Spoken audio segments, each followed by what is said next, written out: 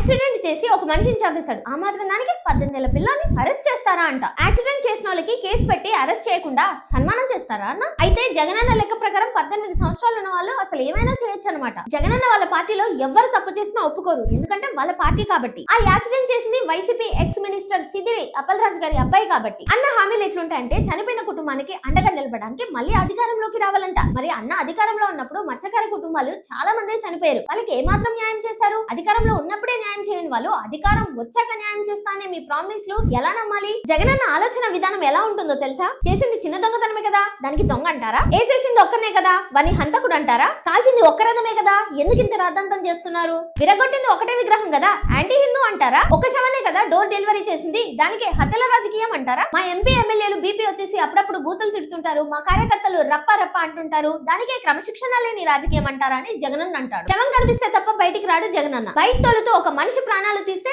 వాళ్ళ రాజకీయ లబ్ధి కోసం ఇలా మాట్లాడుతున్నాడు. ఒక మనిషి చనిపోవడానికి కారణమైన వ్యక్తికి సపోర్ట్ చేస్తున్నారు. అసలు మీ పార్టీ విధి విధానాలు ఏంటో, మీ పద్ధతులు ఏంటో ఇప్పటికే అర్థం కావట్లేదు. మీరేమనుకుంటున్నారో కామెంట్ చేయండి.